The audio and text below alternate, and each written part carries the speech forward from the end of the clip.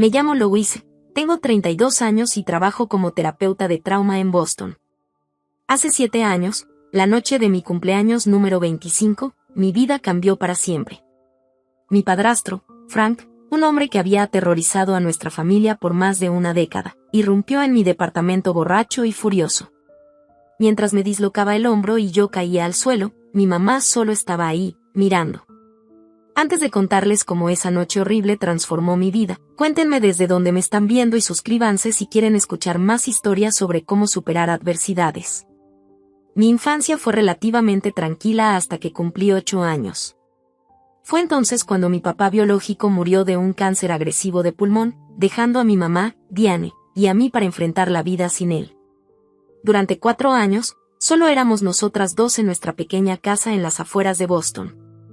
Mamá trabajaba en 2 empleos para mantenernos a flote económicamente.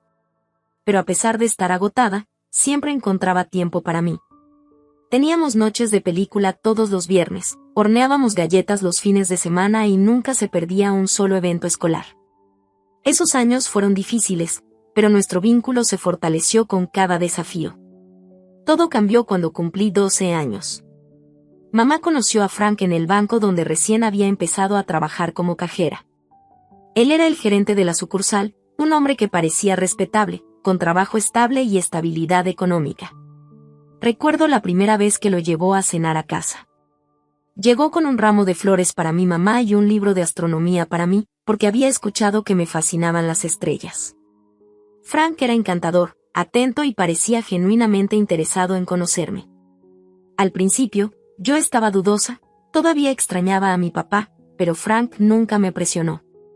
Todo iba despacio, a menudo me incluía en sus salidas al zoológico o al museo. Después de 6 meses de noviazgo, Frank le propuso matrimonio a mi mamá y se casaron cuando yo tenía 13 años. La boda fue pequeña pero elegante, justo como mamá quería. Frank tenía dinero, mucho más del que estábamos acostumbradas, y nos mudamos a su amplia casa colonial en un barrio exclusivo. Yo tenía mi propio cuarto con computadora nueva y librero. Durante los primeros meses, todo parecía perfecto. Los cambios fueron sutiles al principio. Frank insistía en manejar todas las finanzas, convenciendo a mamá de cerrar su cuenta bancaria personal y juntar todo con la suya. Él tenía explicaciones lógicas para todo. Decía que era más eficiente, que ahorrarían en comisiones, que ahora éramos una familia. Mamá estuvo de acuerdo, quizás demasiado rápido, desesperada por creer que había encontrado seguridad otra vez. Luego Frank empezó a opinar sobre las amigas de mamá. Karen chismeaba demasiado. Susan era una mala influencia por hablar siempre de su divorcio. Jennifer gastaba mucho y animaba a mamá a hacer lo mismo. Una por una, las amigas de mamá desaparecieron, porque ella dejó de buscarlas para evitar los comentarios de desaprobación de Frank. Las llamadas se hicieron menos frecuentes y las visitas casi inexistentes. Yo también notaba cambios en mamá.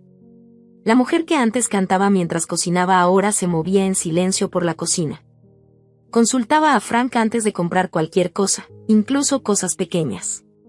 Su ropa llamativa fue reemplazada por prendas más conservadoras que Frank consideraba apropiadas. Dejó de usar el labial rojo brillante que siempre le había encantado. La primera vez que vi la ira de Frank tenía 14 años. Mamá había comprado un vestido sin consultarlo primero. No era caro, solo un vestido sencillo para un picnic del trabajo, pero Frank explotó. No la golpeó, no esa vez, pero lanzó su plato de cena contra la pared, destrozándolo, y la salsa de espagueti cayó sobre nuestro papel tapiz crema como si fuera sangre. La llamó irresponsable, derrochadora e ingrata. Mamá se disculpó, devolvió el vestido al día siguiente y nunca volvió a salir de compras sola. Para cuando empecé la secundaria, ya había desarrollado estrategias para evitar a Frank. Me unía a todos los clubes después de clases, estudiaba en la biblioteca y pasaba los fines de semana en casa de amigas.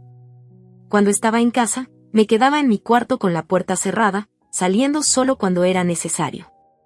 Frank nunca me prohibió estas actividades directamente, probablemente porque prefería tenerme fuera de su camino. Mi relación con mamá se deterioró durante esos años.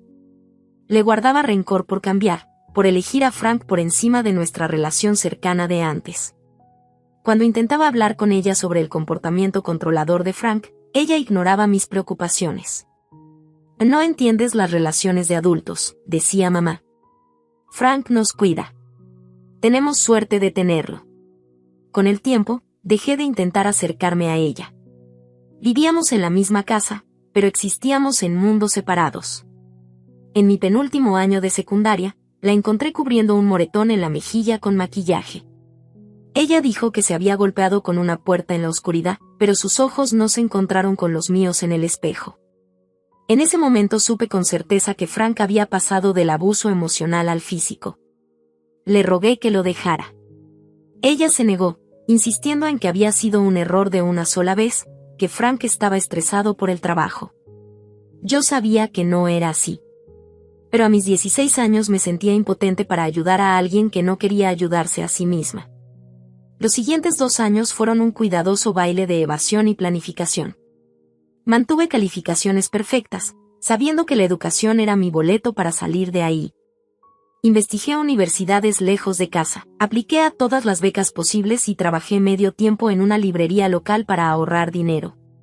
Frank parecía contento con mis logros académicos, viéndolos como un reflejo de su buena crianza, y me dejaba en paz la mayor parte del tiempo. Mamá se volvió cada vez más retraída, una sombra de la mujer que había sido mi mejor amiga y mi protectora más feroz. Cuando llegó mi carta de aceptación de la Universidad de Boston, con una beca importante, sentí que finalmente podía respirar. Frank fue sorprendentemente apoyador, probablemente porque mis logros lo hacían quedar bien en la comunidad, y tal vez también porque quería que me fuera de la casa. Mamá parecía dividida entre orgullo y miedo. La noche antes de irme a la universidad, vino a mi cuarto después de que Frank se durmiera. «Estoy orgullosa de ti», susurró, sentándose al borde de mi cama como solía hacer cuando era pequeña. «Vas a hacer cosas increíbles». Había algo en su voz, una mezcla de tristeza y anhelo, que me hizo doler el corazón. «Ven conmigo», dije impulsivamente. «Podríamos rentar un departamento juntas. Podrías buscar trabajo en Boston». Ella negó con la cabeza, con esa expresión familiar de resignación en el rostro. «Esta es mi vida ahora», lo hice, «pero no tiene que ser la tuya. Prométeme que vas a construir una buena vida sin importar qué pase». A la mañana siguiente, Frank nos llevó a Boston en un silencio tenso. Él me ayudó a subir las cajas a mi cuarto del dormitorio, haciendo perfectamente el papel de padrastro dedicado frente a mi compañera de cuarto y sus papás. Cuando llegó el momento de irse, mamá me abrazó fuerte, susurrándome al oído. «Te amo». Frank me dio una palmada incómoda en el hombro y un cheque para emergencias. Nunca lo cobré. Mi primer semestre en la universidad fue como salir de una cueva oscura a la luz del sol. Hice amigas que no sabían nada de mi vida en casa, me uní a grupos de estudio e incluso intenté entrar al equipo de debate. Mi compañera de cuarto, Zoe, estudiaba periodismo y me presentó a su grupo ecléctico de amigos. Por primera vez en años, me sentí normal, libre de la tensión constante de vivir con Frank. En mi segundo año, decidí estudiar psicología, motivada por la necesidad de entender lo que le había pasado a mi familia. ¿Por qué mamá se quedaba con Frank? ¿Por qué Frank necesitaba controlar y lastimar a los demás? ¿Podría yo haber hecho algo diferente? Mis profesores notaron mi intensidad, mi necesidad desesperada de respuestas. La profesora Sara Lavine mostró un interés especial en mi progreso académico. Especialista en trauma y violencia doméstica, se convirtió en mi mentora y, con el tiempo, en amiga. Un día, durante horas de oficina, finalmente le hablé sobre mi situación en casa. En lugar de lástima, me ofreció comprensión y consejos prácticos. Me recomendó libros, me conectó con grupos de apoyo para hijos adultos de hogares abusivos y me animó a considerar terapia. Los patrones con los que crecemos nos moldean, explicó. Pero no tienen que definirnos. Entenderlos es el primer paso para liberarnos. Durante esos años, comunicarme con mamá se volvió cada vez más difícil. Nuestras llamadas eran breves y superficiales, siempre cuando Frank estaba en el trabajo. Nunca compartía nada importante de su vida, y respondía a mis preguntas con vagas frases de que todo estaba bien. Volví a casa en vacaciones durante mi primer año. Pero el ambiente era tan sofocante que encontré excusas para quedarme en la universidad casi todas las vacaciones después de eso. Mamá me visitaba ocasionalmente, siempre sola, siempre mirando por encima del hombro como si Frank pudiera aparecer detrás de ella. Para mantenerme, trabajé en la biblioteca de la universidad 20 horas a la semana. El ambiente tranquilo y organizado era reconfortante, y mi supervisora era flexible con mi horario de clases. Estaba decidida a ser financieramente independiente, negándome a depender de cualquier dinero relacionado con Frank. Vivía de manera austera, compraba en tiendas de segunda mano y aprendí a cocinar comidas baratas y saludables en la cocina del dormitorio. Durante mi penúltimo año, conocí a Eric en mi clase de psicología anormal. Él estudiaba para ser trabajador social clínico y estaba apasionado por ayudar a jóvenes en riesgo. A diferencia de los pocos chicos con los que había salido antes, Eric era paciente y perceptivo. Notaba cuando ciertos temas me incomodaban y nunca me presionaba para contar más de lo que estaba lista para compartir. Poco a poco, le conté sobre mi familia, probando su reacción con pequeñas revelaciones antes de confiarle toda la historia. Tu mamá necesita ayuda, dijo después de escuchar sobre su situación. Pero tú también. Tener un padre en una relación abusiva te afecta a ti también, aunque estés lejos. Con el apoyo de Eric, empecé a ir a terapia en el centro de consejería de la universidad. La doctora Melissa me ayudó a trabajar mis sentimientos complicados de amor, enojo y culpa hacia mi mamá, y mi miedo y resentimiento hacia Frank. Poco a poco, entendí que no podía salvar a mamá si ella no estaba lista para irse. Pero sí podía construir mi propia vida saludable. Me gradué con honores, con la profesora Lavigne escribiendo recomendaciones brillantes para programas de posgrado. Mamá asistió a mi ceremonia de graduación, sentada sola entre el público, mientras Frank decía tener una emergencia de trabajo. Se veía más vieja de sus 47 años. Su cabello castaño, antes vibrante, ahora tenía mechones grises, su postura ligeramente encorvada, como si siempre esperara un golpe. Después fuimos a cenar, solo nosotras dos, a un pequeño restaurante italiano cerca del campus. Y siempre supe que harías algo especial, dijo, sonriendo genuinamente. Por primera vez en años, tu papá habría estado tan orgulloso. Tomé su mano a través de la mesa. Me voy a quedar en Boston. Encontré un departamento y un trabajo en un centro comunitario de salud mental. Puedes venir a visitarme cuando quieras. Quédate todo el tiempo que quieras. Ella apretó mi mano, luego la retiró para jugar con su servilleta. Lo intentaré. ¿Qué es que estoy ocupada con el trabajo de Frank y la casa? Su voz se apagó, y supe que tenía miedo de hacer promesas que no pudiera cumplir. Nos despedimos con abrazos fuertes y planes tentativos de que ella me visitara ese verano. Mientras veía el taxi alejarse, me pregunté si alguna vez volvería a tener a mi verdadera mamá. Después de graduarme, me mudé a mi departamento de un cuarto en una casa de piedra convertida en Somerville, a un corto viaje en metro del centro de Boston. La renta estiraba mi presupuesto al máximo, pero tener mi propio espacio seguro valía cada centavo. Mi trabajo en el Centro Comunitario de Salud Mental Riverside era de nivel inicial. Ayudaba a terapeutas con su papeleo y, ocasionalmente, asistía a sesiones de terapia grupal. El salario era modesto, pero la experiencia era invaluable, sobre todo combinada con los cursos de posgrado a tiempo parcial que estaba tomando en psicología clínica. 6 meses después de mi nueva vida, recibí un mensaje inesperado de Eric. Nos habíamos separado amistosamente antes de graduarnos, ambos concentrados en nuestras carreras y sin estar seguros de mantener una relación a larga distancia, ya que él había aceptado un trabajo en Chicago. Su mensaje fue simple: se mudaba de regreso a Boston por una nueva oportunidad laboral y quería saber si quería tomar un café y ponernos al día. Nuestro café de reencuentro se convirtió en cena, que luego se volvió en citas regulares. Eric había madurado durante nuestro tiempo separados, más confiado en sus habilidades y con metas más claras. Ahora trabajaba en una organización sin fines de lucro que brindaba servicios de consejería a familias de bajos ingresos, especialmente a aquellas afectadas por adicciones. Volvimos a nuestra relación con sorprendente facilidad, ambas personas más conscientes de sí mismas y mejor comunicadas que en la universidad. Una tarde, durante una videollamada con mamá, noté un moretón amarillento alrededor de su ojo derecho. Cuando le pregunté, Ajustó nerviosamente su cámara y dijo que se había tropezado en las escaleras mientras llevaba ropa. La explicación podría haber sido plausible, si no fuera por la forma en que sus ojos se movían rápidamente, probablemente revisando si Frank estaba cerca. Mamá, dije suavemente, sabes que me puedes contar cualquier cosa, ¿verdad? Si algo está pasando, puedo ayudarte. Todo está bien, cariño, insistió, poniendo una sonrisa que no llegaba a sus ojos. ¿Cómo va tu nuevo proyecto en el trabajo? El cambio abrupto de tema era típico, pero decidí no presionar. En lugar de eso, comencé a llamarla más seguido, a diferentes horas del día, con la esperanza de encontrarla cuando se sintiera más segura para hablar.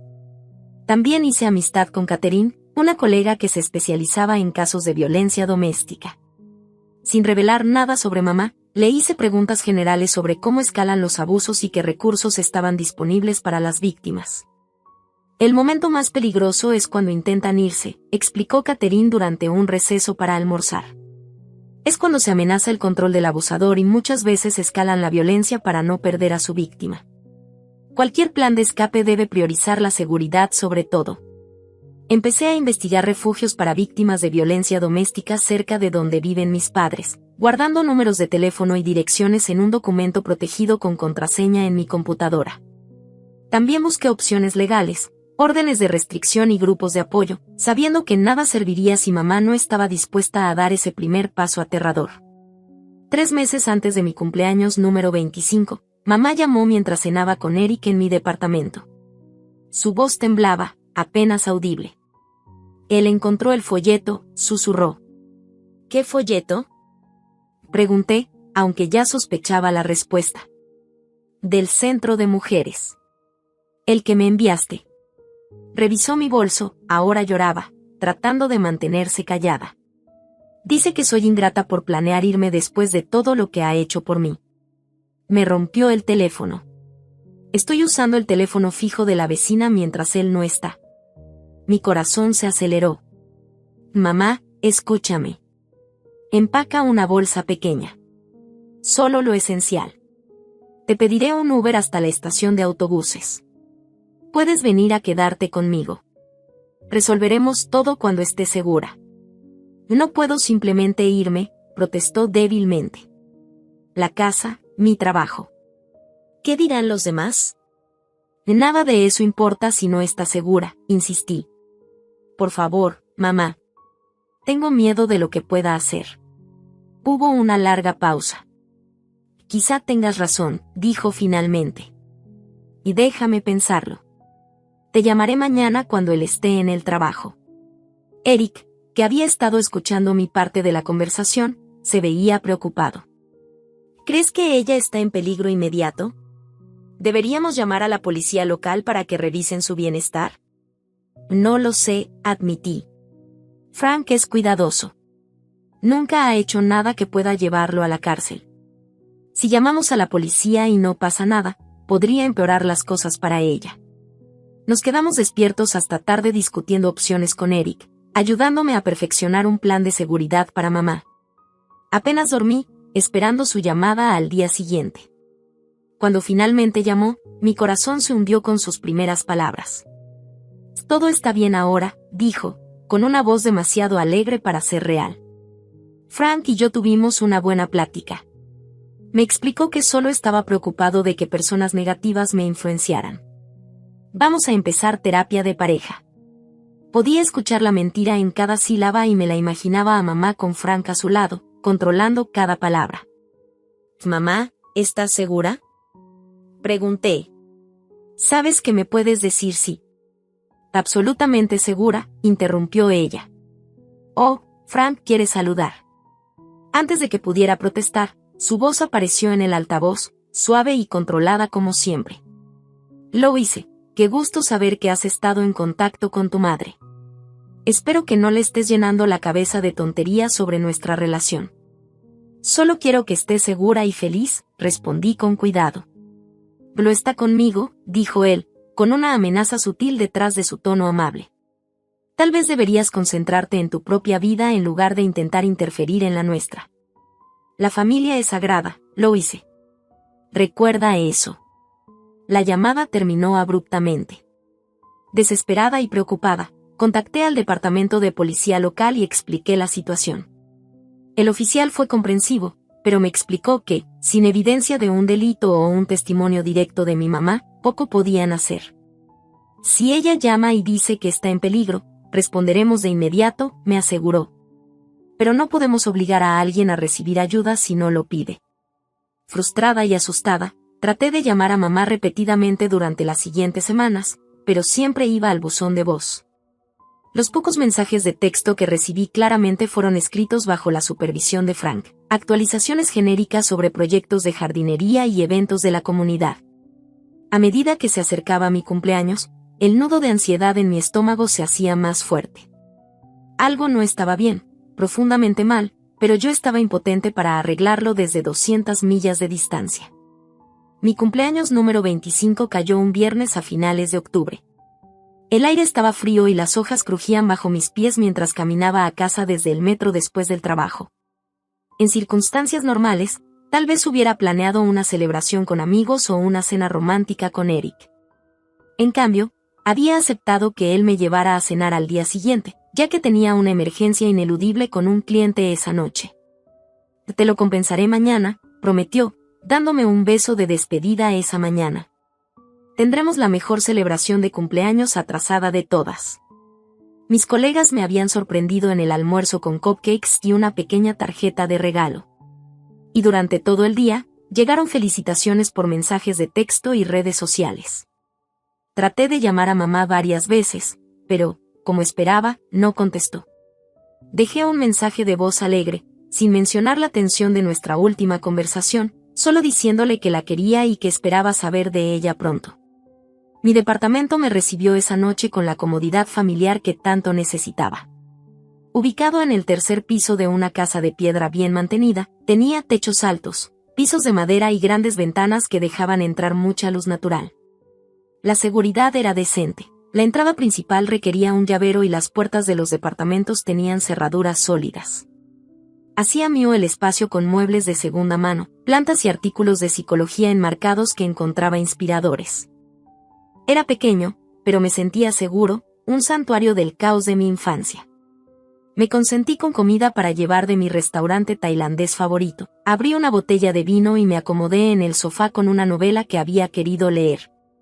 Alrededor de las 9, Eric me llamó para felicitarme de nuevo y prometió que la celebración del día siguiente valdría la espera. A las 11, ya estaba en pijama, a punto de dormirme. La novela quedó olvidada en la mesa de noche. El golpe en la puerta me despertó de golpe. Desorientada, busqué mi teléfono para ver la hora. 12:17 de la mañana. El golpe continuaba, cada vez más insistente, intercalado ahora con una voz que reconocí con terror absoluto. «Abre esta puerta», lo hice. La voz de Frank, arrastrada pero inconfundible. «Sé que estás ahí». Con el corazón latiendo a 1000 por hora, me acerqué a la puerta y miré por la mirilla. Frank estaba en el pasillo, la cara enrojecida por la rabia, el alcohol o ambos. Detrás de él, parcialmente oculta, estaba mi mamá, con el rostro congelado en una máscara de terror. Frank golpeó de nuevo, haciendo que la puerta temblara en su marco. «¿Qué hacen aquí?», grité desde la puerta, tratando de mantener la voz firme mientras escribía un mensaje a Eric con una mano.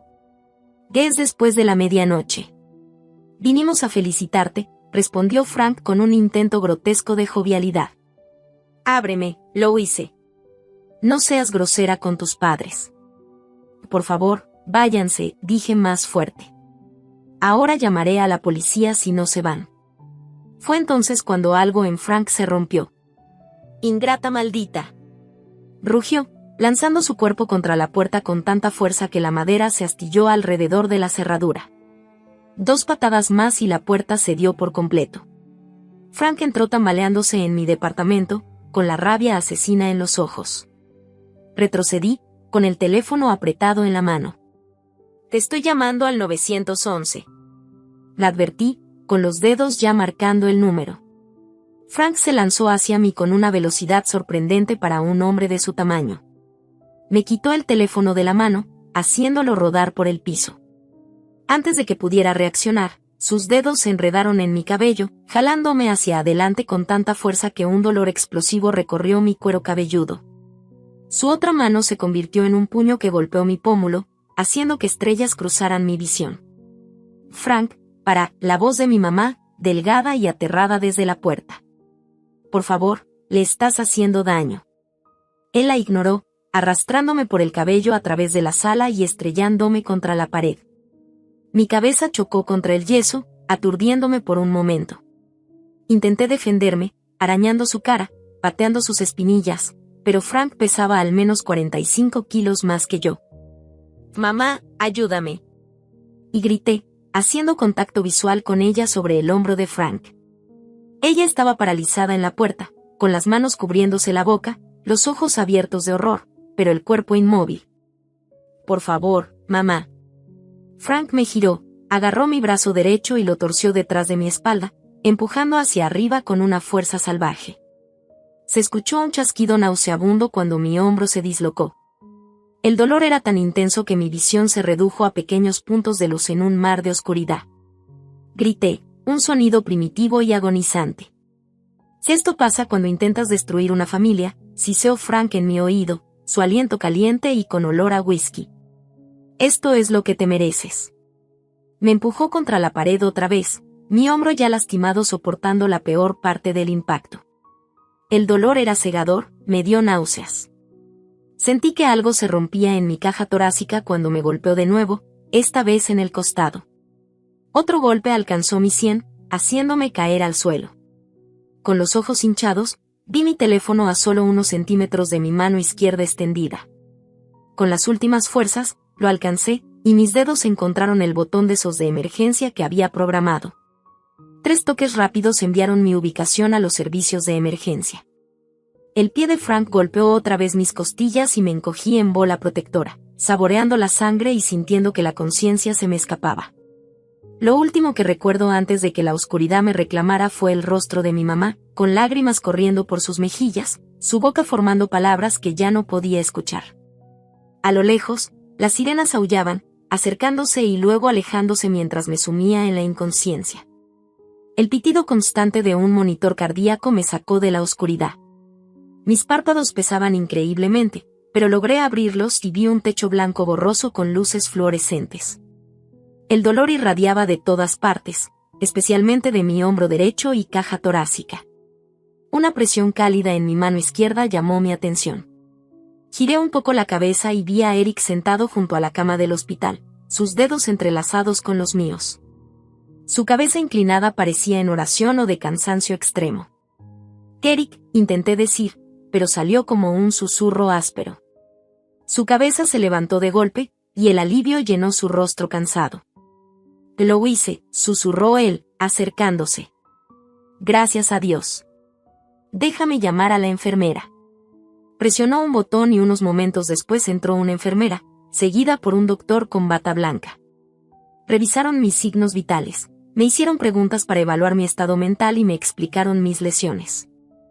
«Tienes el hombro derecho dislocado, lo reducimos mientras estabas inconsciente», explicó el doctor.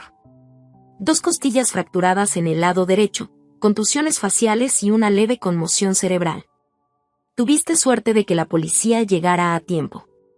¿Recuerdas lo que pasó? Los recuerdos regresaron con claridad horrible, Frank rompiendo mi puerta, el primer golpe, mi mamá observando, el chasquido de mi hombro. Asentí lentamente, haciendo una mueca por el dolor que causaba el movimiento. «Frank, lo logré», mi padrastro me atacó. Mi mamá también estaba ahí. «¿Están bien?», pregunté. «Tu padrastro está bajo custodia», dijo Eric, con la voz tensa de ira contenida. «La policía lo arrestó en el lugar. Tu mamá está en la sala de espera. Ha estado aquí toda la noche, pero tenía miedo de entrar». Poco después llegó una oficial, seguida de una mujer con ojos amables y una libreta. Se presentó como la oficial Rivera y explicó que necesitaba mi declaración mientras los eventos todavía estaban frescos en mi memoria. Con Eric sosteniendo mi mano para darme apoyo, conté todo desde los golpes a mi puerta a medianoche hasta perder el conocimiento mientras se acercaban las sirenas. Tenemos a tu padrastro bajo custodia por cargos de allanamiento de morada y agresión, confirmó la oficial Rivera. Tu llamada de emergencia grabó parte del ataque y la evidencia de la entrada forzada es clara. Tus lesiones y el informe médico respaldarán el caso. Ahora la pregunta es si quieres presentar cargos. Sí, dije sin dudar. Quiero que lo procesen al máximo posible. La oficial Rivera asintió. Bien. Muy a menudo, en casos de violencia doméstica, las víctimas tienen miedo de seguir adelante. Habrá papeles que firmar cuando te sientas mejor. También necesitaremos hablar sobre una orden de restricción. Después de que ella se fue, Eric me ayudó a llenar los vacíos de mi memoria. Él había recibido mi mensaje parcial y llamó a la policía él mismo cuando no respondía a sus llamadas desesperadas. Llegó a mi departamento poco después de la ambulancia, encontrando la puerta destrozada y sangre en la pared de la sala. La policía tenía a Frank esposado en un patrulla y trataba de calmar a mi mamá, que estaba histérica. Ha estado destrozada, dijo Eric con suavidad, alternando entre llorar y apagarse por completo. Dio su declaración a la policía, confirmando todo lo que dijiste. Creo que está en shock. Yo todavía procesaba esta información cuando alguien tocó suavemente la puerta. Mi mamá estaba ahí, luciendo más pequeña de lo que recordaba, con el rostro pálido y oscuro debajo de los ojos hinchados. ¿Puedo entrar?, preguntó con vacilación. Eric me miró con duda y yo asentí. Apretó mi mano y luego se levantó. Voy por café y les dejo un poco de privacidad, dijo. Cuando la puerta se cerró tras él, mamá se acercó lentamente a la cama, como si tuviera miedo de que la echara.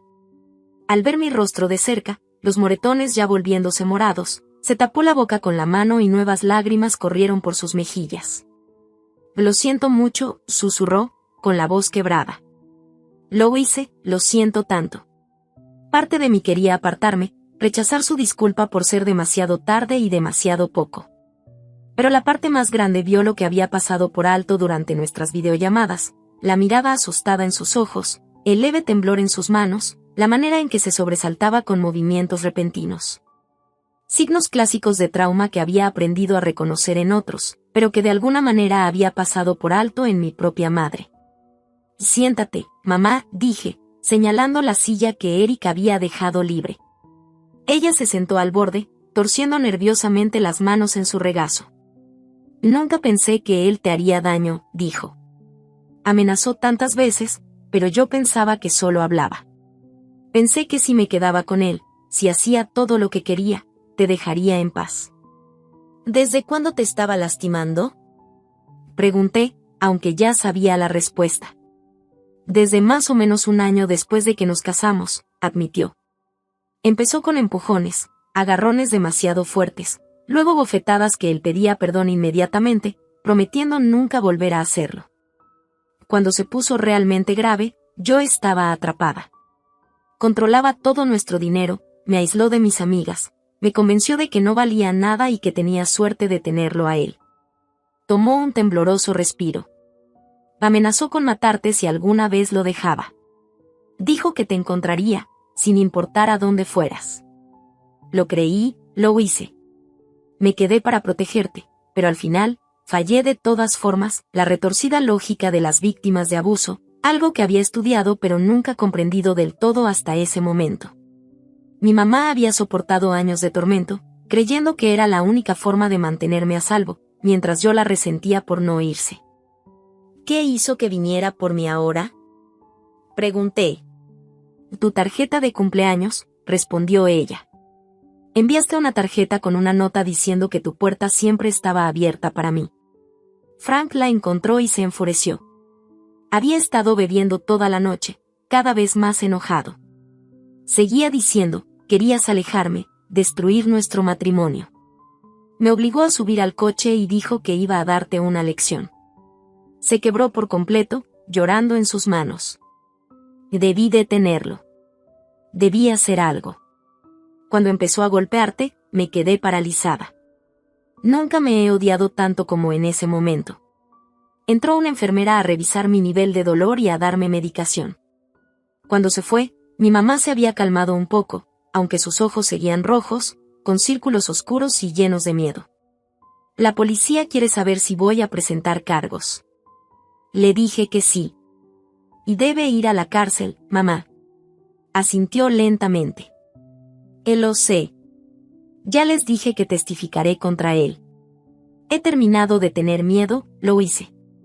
Me hizo falta verlo lastimarte para finalmente entender que no se protege a nadie quedándose callada. Ese mismo día llegó mi colega Catherine, que se había enterado del ataque por Eric. Trajo recursos para las dos, información sobre servicios para víctimas, opciones de terapia, grupos de apoyo. Más importante, nos puso en contacto con Jessica, una abogada especializada en casos de violencia doméstica. Jessica me visitó en el hospital al día siguiente, explicando el proceso legal que venía. A Frank le negaron la fianza por la gravedad del ataque y el riesgo de fuga, nos informó. El fiscal lo está acusando de múltiples delitos graves. Con tu testimonio y el de tu mamá, más la evidencia física, tenemos un caso fuerte. Mi mamá se quedó en un hotel cerca del hospital, visitándome todos los días mientras me recuperaba. Hablamos más abiertamente que en años, conversaciones dolorosas sobre el pasado y tímidas sobre el futuro. Ella aceptó ver a una terapeuta especializada en abuso doméstico, el primer paso en un largo proceso de sanación para las dos.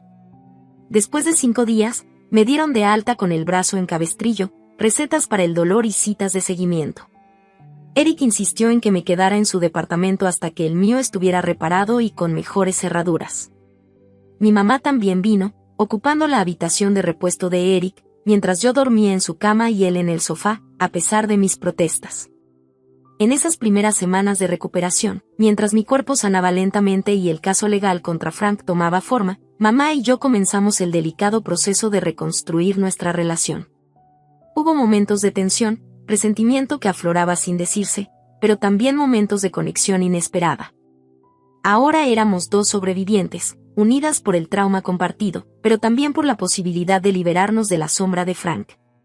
3 meses después del ataque, estaba fuera del Palacio de Justicia del Condado de Suffolk, con la mano de Eric fuertemente entrelazada con la mía.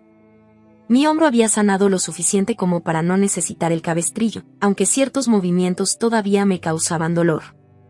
El fisioterapeuta me advirtió que quizás siempre tendría alguna limitación en la articulación, un recordatorio permanente de esa noche.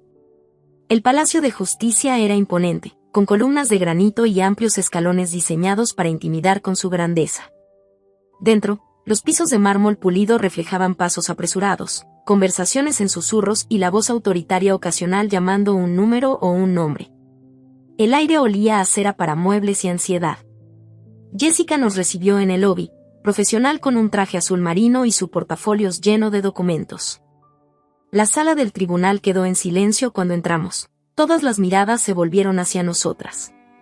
Frank estaba sentado en la mesa de la defensa, impecablemente vestido con un traje caro, su cabello plateado perfectamente peinado. Parecía más un director ejecutivo que un hombre acusado de agresión violenta. A su lado estaba su abogado, Thomas Wilson, conocido por representar a clientes adinerados y conseguir resultados favorables con tácticas agresivas. Los ojos de Frank se cruzaron con los míos por un instante, mostrando un destello de desprecio antes de recomponerse. Me negué a apartar la mirada, manteniendo su mirada hasta que se volvió para susurrarle algo a su abogado. Esa pequeña victoria me dio fuerza mientras nos sentábamos detrás de la mesa de la fiscalía. El juicio comenzó con las declaraciones iniciales. La fiscal, María Delgado, presentó el caso de manera clara y firme, detallando la entrada forzada y mis heridas. Destacó el historial de comportamiento controlador de Frank y la naturaleza premeditada del ataque. La declaración inicial de Wilson pintó una historia completamente diferente. Frank, como un padrastro preocupado, decía estar inquieto por la influencia que yo tenía sobre mi mamá, quien había ido a hablar con él y la situación se había escalado cuando, supuestamente, me puse histérica y lo atacé, obligándolo a defenderse. La mentira era tan absurda que tuve que agarrarme del banco para no objetar. Intentarán darle la vuelta a todo, susurró Jessica. Deja que la evidencia hable por sí misma. Cuando me llamaron a testificar, caminé hacia el estrado con paso deliberado y tranquilo, jurando decir la verdad y enfrentando a la sala. Durante casi 2 horas respondí las preguntas de la fiscal, describiendo mi infancia, la entrada de Frank a nuestras vidas, el control creciente, el aislamiento de mi mamá y, finalmente, con detalles excruciantes, los eventos de esa noche de octubre. ¿En algún momento usted atacó o amenazó al señor Sullivan antes de que él derribara su puerta?, preguntó Delgado. No, dije con firmeza. Ni siquiera abrí la puerta. Le pedí que se fuera y le dije que llamaría a la policía si no lo hacía. El contrainterrogatorio de Wilson fue exactamente como Jessica me había preparado, agresivo, manipulador y diseñado para provocar una reacción emocional que pudiera hacerme parecer inestable. No es cierto, señorita Moore, que ha estado tratando de separar a su madre de su padrastro durante años, exigió. He estado tratando de ayudar a mi madre a escapar de una relación abusiva, corregí con calma. Y enviaste materiales sobre cómo dejar a un cónyuge a la casa de tu madre, sabiendo que probablemente serían descubiertos por el señor Sullivan. Yo envié información sobre recursos para violencia doméstica porque temía por su seguridad. Él intentó presentarme como vengativa, resentida por la autoridad de Frank, decidida a destruir su matrimonio por celos. Con cada pregunta, respiraba profundo antes de responder, me apegaba a los hechos y me negaba a dejarme provocar para enojarme. El testimonio de mi madre al día siguiente fue tanto desgarrador como poderoso.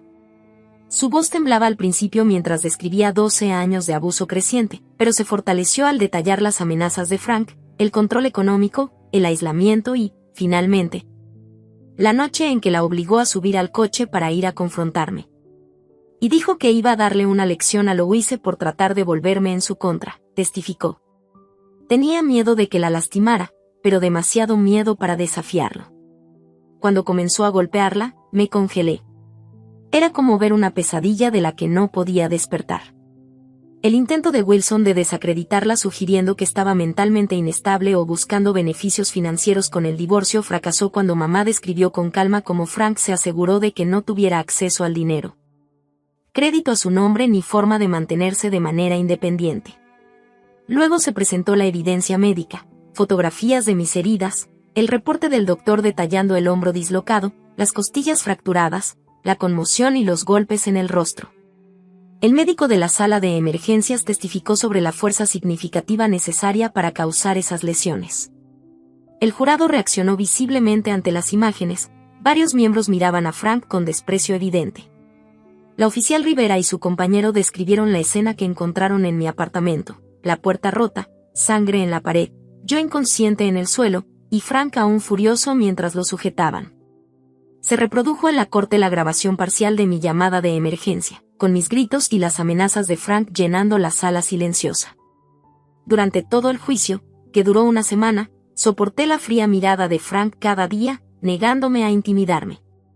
Eric se sentó a mi lado todo el tiempo, su presencia era un ancla constante.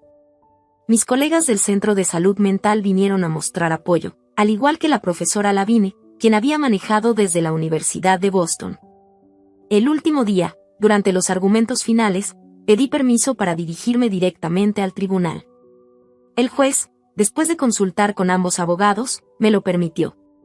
De pie frente al jurado, hablé desde el corazón. Lo que me pasó esa noche no fue un incidente aislado de rabia, sino la culminación de años de control y abuso. Mi padrastro no solo me atacó físicamente. Pasó años destruyendo sistemáticamente la autoestima de mi madre, aislándola de cualquier apoyo, convenciéndola de que su abuso era amor y protección. La violencia doméstica prospera en el silencio y la vergüenza. Hoy, al decir la verdad, mi madre y yo nos negamos a quedarnos calladas. El jurado deliberó solo 2 horas antes de regresar con su veredicto. Cuando las 4 mujeres se pusieron de pie, la sala quedó completamente en silencio. En el cargo de allanamiento de morada, encontramos al acusado culpable. En el cargo de agresión y violencia con la intención de causar daño grave, encontramos al acusado culpable. Un alivio tan intenso me invadió que casi me desmayo. Mamá me apretó la mano, con lágrimas corriendo por su rostro. La fachada compuesta de Frank finalmente se rompió. Su cara se torció de rabia mientras los alguaciles se acercaban a llevárselo bajo custodia. En la audiencia de sentencia, 2 semanas después, el juez no mostró clemencia. Señor Sullivan ha usado su posición de confianza para aterrorizar a su familia durante años. Este tribunal lo sentencia a 15 años de prisión estatal. Mientras lo llevaban, sentí que se levantaba un peso que había cargado por tanto tiempo. Había olvidado lo que era estar erguida. Por primera vez desde que tenía 12 años, pude respirar libremente sin miedo del hombre que había proyectado una sombra tan larga sobre nuestras vidas. 2 años después del juicio, en una brillante mañana de primavera, me paré frente a un pequeño público en la sala comunitaria del refugio para mujeres de Boston. Mi cabello había crecido desde que lo corté tras el ataque, ahora cayendo en suaves ondas sobre mis hombros. Las cicatrices físicas habían desaparecido, aunque mi hombro derecho aún dolía con el frío y nunca recuperaría completamente su rango de movimiento. Mi nombre es Louise Moore, comencé, y hoy quiero hablar sobre el viaje de víctima a sobreviviente y finalmente a mujer que prospera. Las mujeres que me escuchaban ya conocían partes de mi historia. Algunas habían asistido a los grupos de apoyo que yo dirigía. Otras habían recibido consejería en el Centro Braxru, la organización que había fundado después de terminar mi maestría en psicología del trauma. Después del juicio, me dediqué por completo a terminar mi educación, decidida a convertir mi experiencia en algo significativo. Con la guía del profesor Lavine y un apoyo económico de una fundación que ayuda a víctimas. Había establecido un pequeño pero creciente centro dedicado a ayudar a sobrevivientes de violencia doméstica a reconstruir sus vidas. Hace 2 años, continué, estaba en una cama de hospital, rota física y emocionalmente. Hoy estoy frente a ustedes no porque el dolor haya desaparecido mágicamente, sino porque aprendí a cargarlo de otra manera. Sanar no es un camino recto. Es complicado y no lineal. Hay retrocesos y avances, a menudo el mismo día. Mi madre estaba sentada en la primera fila, con orgullo evidente en su sonrisa. Vivió conmigo 6 meses después del juicio, asistiendo a terapia 3 veces por semana, y poco a poco recuperando su voz e identidad. Ahora tenía su propio departamento cerca del mío y trabajaba medio tiempo en una librería local, construyendo poco a poco una vida independiente. Nuestra relación se transformó a través de muchas conversaciones difíciles, lágrimas y, eventualmente, un perdón genuino. No un perdón para Frank, sino para nosotras mismas y la una para la otra, por las veces que no entendimos, no actuamos o no nos apoyamos bajo circunstancias imposibles. La lección más difícil que aprendí, y les dije a las mujeres, fue que no puedes salvar a alguien que no está listo para ser salvado. Pero sí puedes crear un espacio seguro al que puedan llegar cuando estén listas. Puedes dejar una luz encendida en la oscuridad. Eric estaba sentado junto a mi madre, el diamante en mi mano izquierda brillando cuando yo gesticulaba. Nuestro compromiso era reciente, un paso que dimos solo después de mucho pensar y hablar. Eric había sido paciente, entendiendo que el trauma cambia la manera en que una persona confía y se relaciona. Nunca me presionó, nunca se apresuró, simplemente permaneció firme mientras yo trabajaba en mi proceso de sanación. La recuperación física había sido difícil. Meses de terapia física me habían devuelto la mayor parte del movimiento en mi hombro, aunque ciertos movimientos todavía dolían. Las pesadillas habían sido peores, recreaciones vívidas del ataque que me dejaban empapada en sudor y temblando. Con la terapia y la medicación, habían ido disminuyendo poco a poco, apareciendo ahora solo en momentos de mucho estrés. El trauma vive en el cuerpo, les expliqué al grupo. Nos afecta físicamente, emocionalmente y espiritualmente. La sanación debe trabajar todas estas dimensiones. Yo practicaba lo que enseñaba, combinando la terapia tradicional con yoga, meditación e incluso clases de arte. Pintar se convirtió en una salida inesperada. Mis intentos amateurs de expresar emociones con colores y formas colgaban en mi oficina como recordatorios de mi camino de sanación. Mi madre había encontrado su propio camino. Después de décadas en las que Frank ignoraba sus gustos y deseos, ella había redescubierto sistemáticamente quién era, sus comidas, colores, música y pasatiempos favoritos. Volvió a usar lápiz labial rojo brillante, empezó a cultivar un pequeño jardín y se unió a un club de lectura. Pequeños actos de recuperación que juntos formaban una nueva identidad, definida por la elección y no por el miedo. El punto de quiebre en mi sanación, continué, llegó cuando me di cuenta de que aferrarme al odio hacia mi agresor me mantenía conectada a él. Al enfocar mi energía en la ira, le estaba permitiendo seguir controlando mi vida emocional desde la prisión. La verdadera libertad llegó cuando aprendí a soltar, no la responsabilidad, sino el poder corrosivo del odio. Ese había sido el aspecto más difícil de la recuperación. La rabia se sentía justa, protectora, necesaria. Aprender a soltarla sin minimizar el daño que me habían hecho requirió la guía de terapeutas expertos y el apoyo de otras personas que entendían por experiencia propia. El Centro Braxro había crecido más allá de lo que había imaginado al principio. Ahora ofrecíamos consejería individual, grupos de apoyo, talleres de desarrollo profesional y ayuda para conseguir vivienda. Una red de abogados voluntarios daba orientación legal. Clientes anteriores regresaban como mentores, creando una comunidad de apoyo mutuo. Una de esas historias de éxito fue Nancy, una mujer de unos 40 años que había asistido a una de mis primeras conferencias. Después de 15 años con un esposo abusivo, había encontrado el valor para irse, inspirada en parte por mi historia. Ahora ella trabajaba como voluntaria en el centro, y sus habilidades en contabilidad eran muy útiles para las clientas que reconstruían su independencia financiera. El mayor mito sobre el abuso, les dije al público, es que solo le pasa a cierto tipo de personas, a quienes son débiles o codependientes. La verdad es que el abuso le puede pasar a cualquiera. Las víctimas no necesitan nuestro juicio, necesitan nuestra compasión y apoyo práctico. Al terminar mi charla, miré los rostros frente a mí.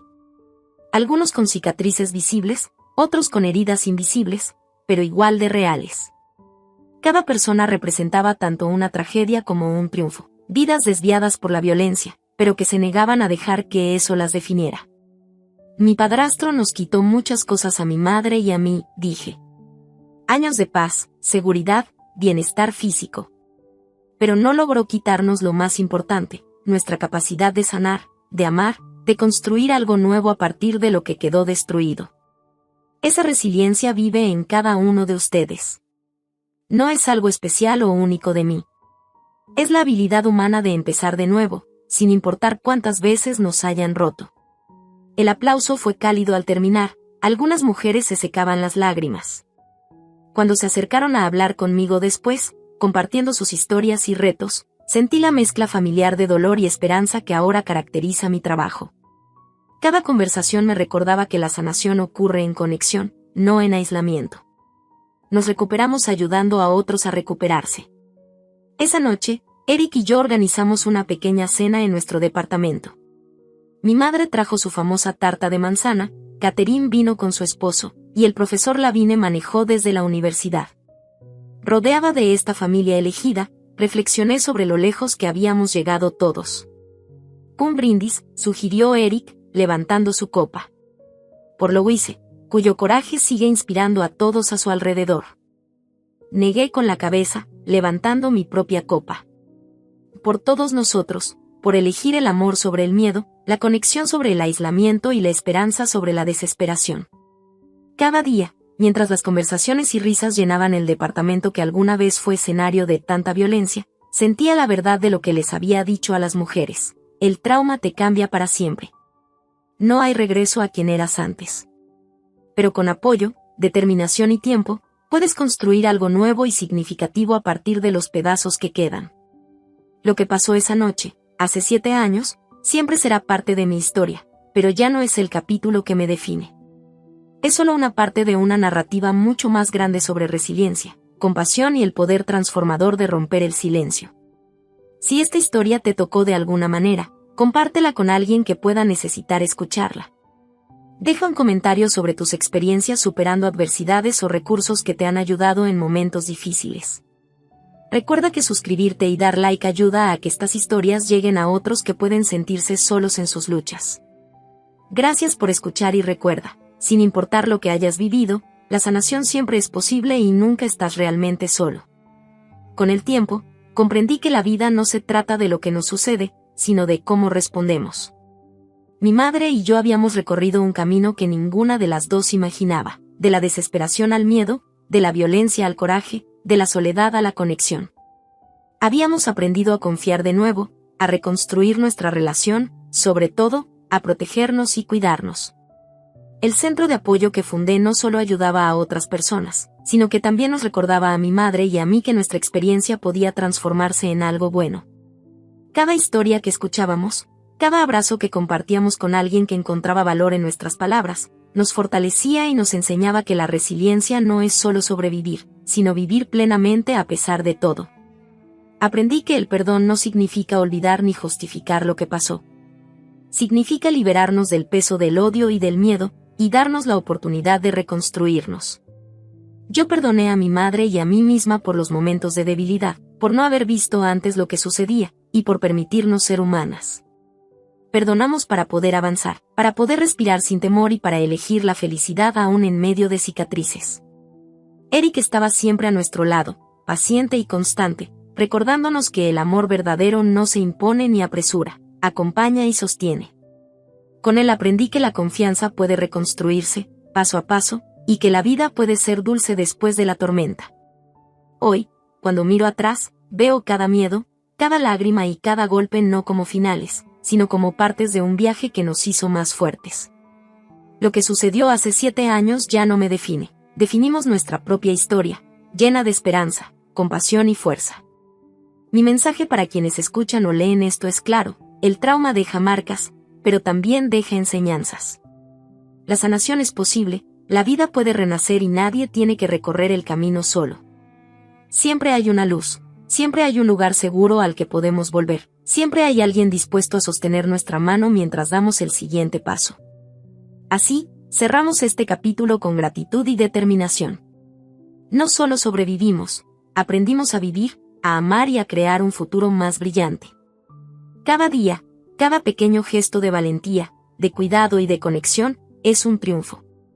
Y aunque el pasado nunca desaparezca por completo, podemos transformar su dolor en fuerza, su miedo en libertad, y su silencio en voz. Porque la verdadera victoria no es solo sobrevivir, sino florecer, sanar y elegir la esperanza, una y otra vez.